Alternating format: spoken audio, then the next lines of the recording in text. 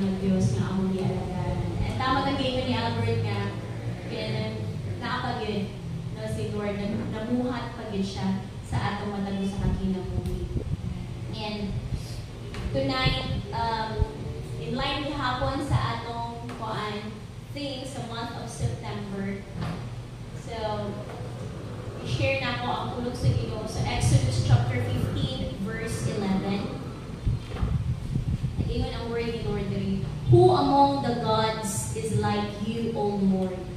Who is like you? Majestic in holiness, awesome in glory, working in wonders. Let us pray. Father God in heaven, dahil na mag-i-acknowledge ang iyong pagkagamhanan, ang iyong pagkadako sa among kaliwala karon. And Lord God, samtang pagkasaluhan namo ang iyong pulong karon nga kagabion, be exalted, be glorified, and hide me behind your cross, Lord. For indeed, apart from you, I am nothing, O God. Let your name alone be lifted up in this place, and let your name alone, O God, will receive all the glory, honor, and thanksgiving in Jesus' name.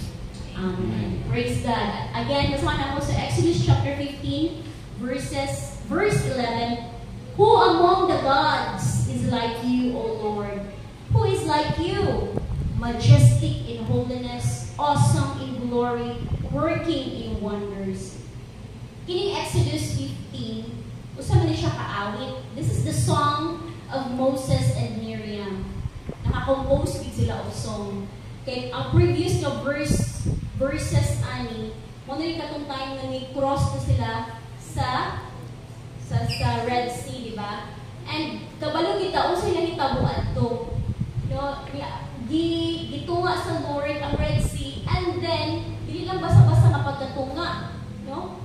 Dry land pagit siya ang ilang pag-agi. O sa ilang pag-agi, kung ito dry land, abog-abog yun.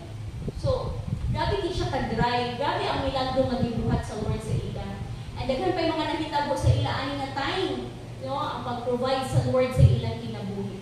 That's why, nakakompose din sila o song nga, kanang awit nga para pasidunggan si Lord sa ilang kinabuhi. Praise God. And diba sa JL, as JL people, every time magtapos, hindi na mawala ang mga awit. Because these, kanyang mga pag-awit o pagsimba, isa po din ang makahatag o glory and honor to the Lord. Praise God. Now, ang title na akong i-share is A Miracle Working God. So, miracle working, kung yung working, it's a present continuous tense. Grammar sa binagmay na. Now, present continuous tense. Verb plus ing, continuous, present continuous tense. But pasabot, at work si Lord, no? Then, alive nga padayon na namuhat. Kung yun ka miraculous, that's from a Latin word, miraculum, which refers to something that evoke wonder. Kaya mamangha ka ba? Namilagro ka, mamangha ka. Yes! Kato, pagkasay na ako sa nakitago ilang Jordan at Sunday, mamangha ka sa libuhat sa Lord, no? Sa ilang kinabuhi. Maka-amaze, diba? Mo-evoke siya of wonder. Inana ang milagro. No nga, kuan, nga atong bation bitaw. And then, tumingon ka, naapoy mga, kaya naing point of view si Lord, being a miraculous God, o kita po nga mga humans. So, kumingon ka, kung atong siren ang point of view ni Lord, yung mga milagro, di siya milagro sa point of view ni Lord. Si Lord, kumuhatag siya milagro sa ating milagro. Ma-amaze mo siya. Si Gwen, grabe yung milagro na. Hindi siya ma-amaze. Yung normal naman na sa iya, di ba? Normal. Ang point of view ni Lord sa milagro is dili siya milagro. No? Sa perspective ni Lord, it is simply a divine display. Divine display sa iyang power, no? And nga maka-attract sa attention nato as humans. maka-attract sa atong attention, nga mamangha ta, pinaagi sa iyang pulong o sa iyang purpose sa atong kinabuhi. No? Kung yung purpose na ang sign. So, ang point of view nato, perspective po sa tao, is a miracle of God is an extraordinary siya. Unnatural. Dili siya normal, dili siya natural nga panghitabo sa atong kinabuhi. Nga, nag-display sa power ni Lord. So, kita rin mamangha, dili si Lord. Now, praise God. Ang atong goal for tonight is mugawas kita ani nga room believing nga si Lord milagroso yun. Ay pwede man ta maminaw sa pulong sa Ginoo and then sa makalimot na ta nga uy mo dito no milagroso si Lord. Magawas na to pag-atahihon ta og mga pagsulay na mangita ta dayon ta kaulit na to mga pamaagi, kita mo consult kay Lord, magbuhay-buhay na pud dayon ta. Nakalimot ta nga at work kay si Lord. In fact, napapadagay nato siya, pwede nato siya maistoryahan, no? Kaya pwede siya, nato siya i-whisper, ano? Easy nato siya maistoryahan sa atong mga mulong sa kinabuhi. And there are notable no, mga pagsulay, ay mga milagros si Lord in the Bible, and tapos ginadaghan kaayo. So, that meaning, mga lang, a few lang. So, kung yun ka o mga known miracles ni Lord at isang tanawon. First is a miracle of creation. Kabalo kita nga God created the universe out of nowhere. No? In fact, ang word na creator mo na ang first name ni Lord sa Genesis chapter 1 verse 1. So, out of nowhere.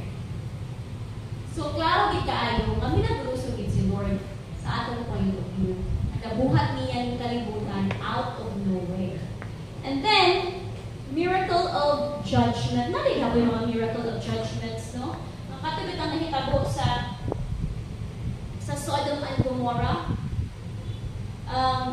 Tao ba din ang nabuhat ato?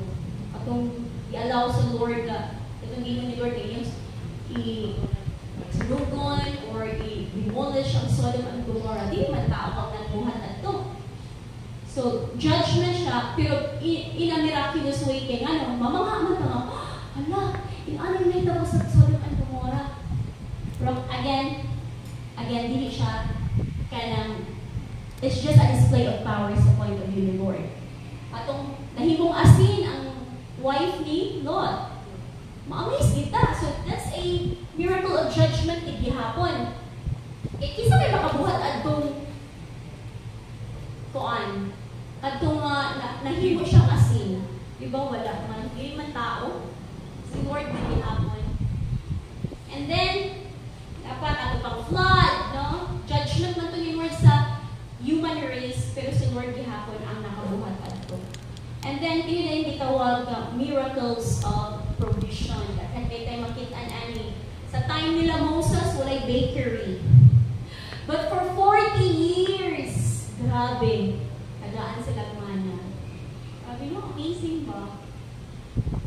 Amazing kaayo. 40 years, inaalaw ni Lord na water sa makuha sa rock. Ang dukduk, makita kung dako ka rock diha. Kasi pag atong dukduk, wala, di mo gawas na tubig. For example, atong nanganagin siya sa falls, katong among gituan ni George, ni Albert, ni idunggid ko fresh water gikan sa rock. Pero dito sa rock, hindi mo na-exclude ang tubig ang rock. Hindi na ito siya sa mga falls. Idunggid na ako ang fresh water. Ha? No? Katong pag-feed sa multitudes, katong wine, water turn into wine, kana mga miracles of provision na ni Lord. And, hindi sila mga klase ng milagro, posible ba makanitabo sa atong kapanahunan karon? Although not in the same way na gusto din ako Lord experience ang water from the rock. Yes, mahitabo paghihapon ni nga mga milagro in our time, karon, in our time, although in a different way na sa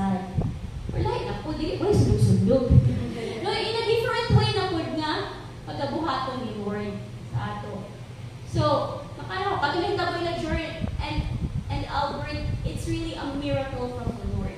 What nakasayod no nga gi-allow to ni Lord. I don't know, sige speak ni Lord sa inyong heart. But I know na ay lesson adto nga gi-allow sa Lord. Gina-allow ni Lord nga kanang hitabo nga dili maayo sa atong life because gusto pud niya nga maka-experience tang milagro. No? Ako gituuhan nga gi-allow sa Lord yung mga panghitabo na mo sa among gimbal nga murag kung ikaw ang una-una ampot na lang yun. Pero nagtuo ko na agawin ako kami milagro mapagabuhatan si Lord. Wala man sa tibul ni niya gipasabtan. So, kini siya yes, di po tao support, nga di po tao maka-experience ang milagro. So, may itong buhaton. Unsa itong buhaton para maka-experience po tao ang milagro. Bamali for me na-share sa akin ni Pastor Ravel na dapat this month, Lord, maka-experience ng milagro. Let's, number 1, claim your portion of miracle.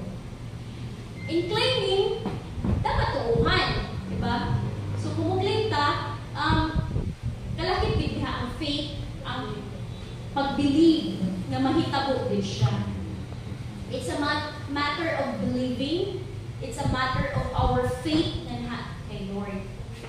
Sa kanang milagro ka atong gusto mahitabo. And then, ikaduha, dili naman tama mag-claim. Naman tayo buhaton nga action, di ba? That is what we call a leap of faith. A leap of faith or a step of faith. No? In what way? Bililingin sa itong kaalaman, no? Ang igogit sa enemy sa ato is about our finances. Muhatag pa ba nga wala tayo ikahatag? Kung saan na pag-reconcile? Kanang, kung in terms of finances, muhatag pa ba ta kung wala tayo ikahatag? Iha mo sulod ang faith na to. Ay pwede man, when in terms sa atong tithes and offering, pwede man kami yung ganyan sa ako, Lord, kaya unahon sa nako ni. Pero if you will make a step of faith or leap of faith, the Lord, wala na yun. Pero may gusto na ko unahon na ka. And valuable sa akong commitment na sa inyo in terms sa akong finances. And sa ako, personally, I'm speaking for myself in terms of finances. Dili ko ang akong sweldo in terms sa akong pag-storya ng mga bata na sa online. No? Bigla gusto na ikong daw na ganit ko din ha. Kaya karamihan na akong kubaya, na-realize ko na ko mga kitaw din sa online. Uy, niya pangbayan na suga, tubig, internet. Then, nanda yun, no? Ano ko nga, pero, nagpadahin ni hapon ko diha ba? Okay, kung unang sa wala ko mag-type story, no? So, nagtuo ko nga maabot lagi ko ng akong breakthrough in terms sa akong finances. And no matter what, akong commitment, diligid na ako siya pwede i-neglect. No? Me as, ako lang ni ha? Ako lang ni, sa ako ni, na kuan, sa akong prinsipyo ba nga, magkinaon sa Lord, hindi pwede. Hindi ko siya pwede buhian akong commitment niya. Doon dahil gina-enjoy yung enemy, anong padahin ko mga kanina, ito? Pero, dihan na po musulod na po ang maturity. Dihan na po musulod ang, kumbaga si Lord, baka itong pilion, or kaya mga nag-inject sa imong mind. I've been kanang, niagi na mabog ko, kung in terms of finances ba, niagi mabog ko o kanang, wala na ko dihatag ang what is due unto the Lord. Niagi na ko ana, pero nagkalisod-lisod yun. I don't know kung same ba ta.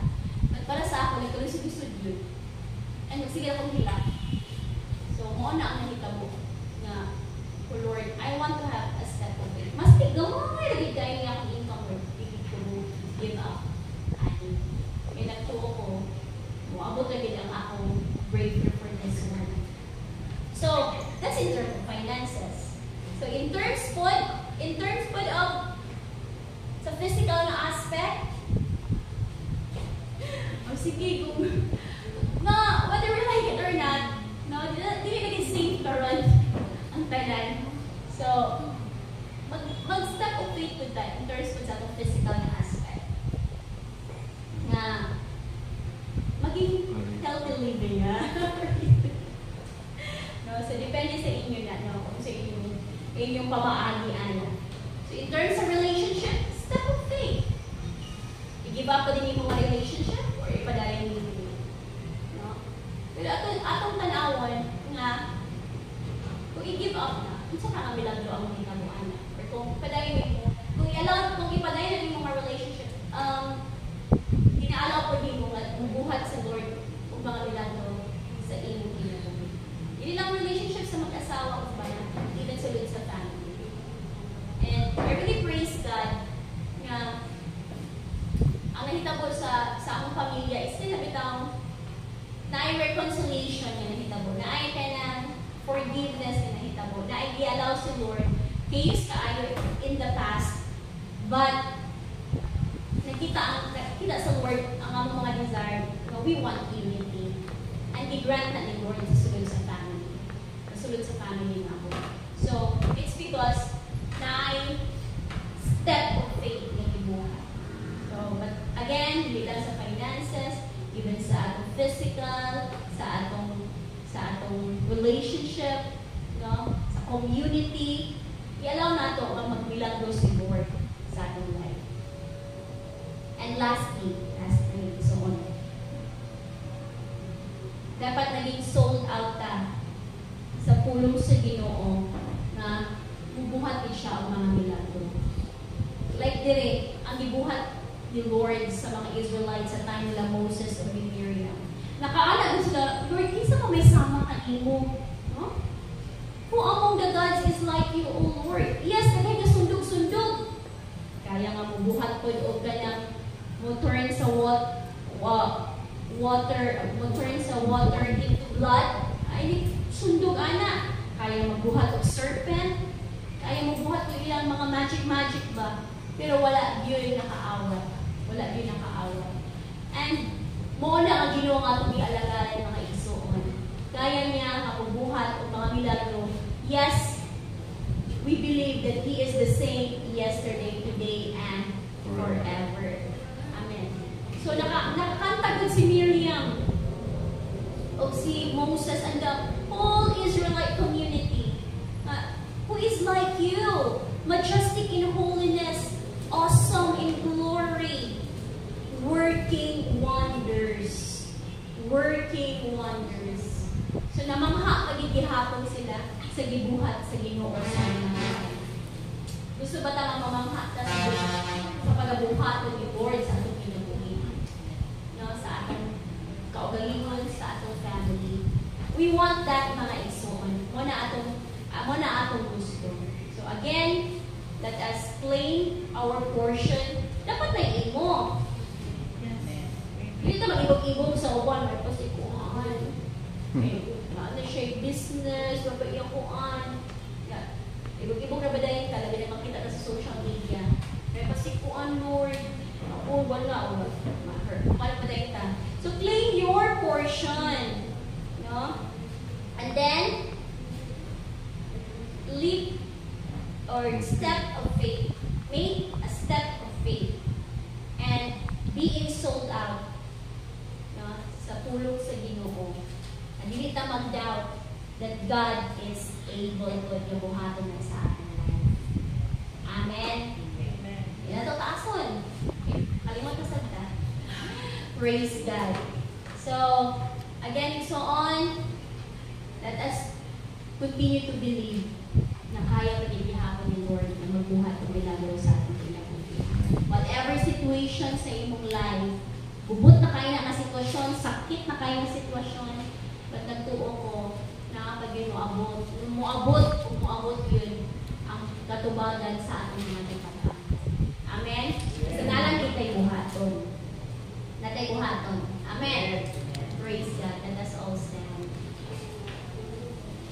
And let us continue to worship the Lord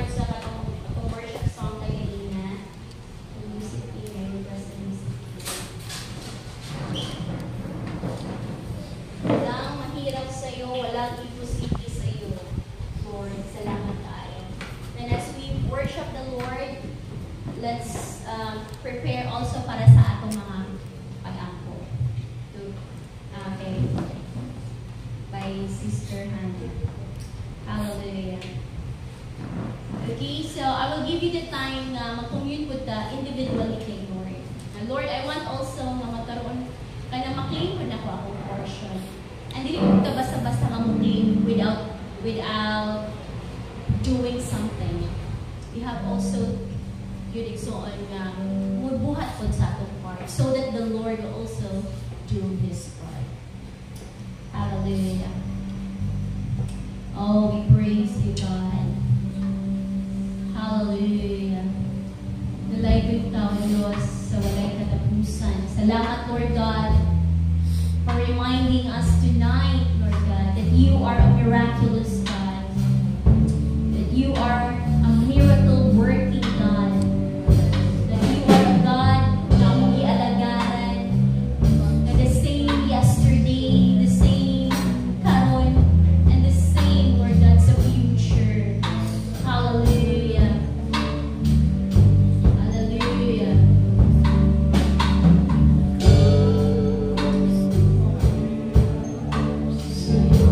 Yes, Lord. Hallelujah.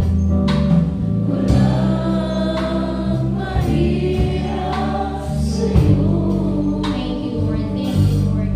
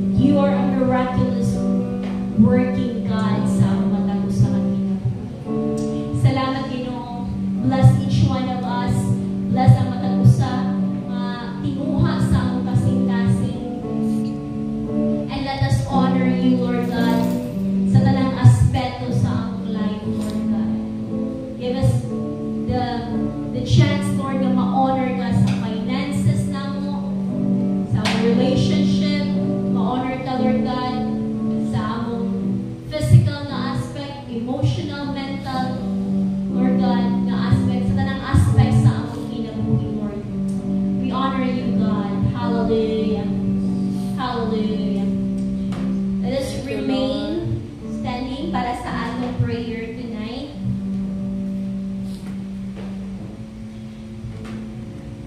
So, since gamay naman tanong, so upat po dito mo ako ang i-prepare na prayer item. So, pinakauna nga ito i-pray is ang cornerstone and church needs. Ikaduha is ang travel ni Pastor Beth going to Manila and to New Zealand. Ikatulo is padayon tang mag-speak kung hindi sa itong mga kaibisunan mo na ilhan nga naisakit o balat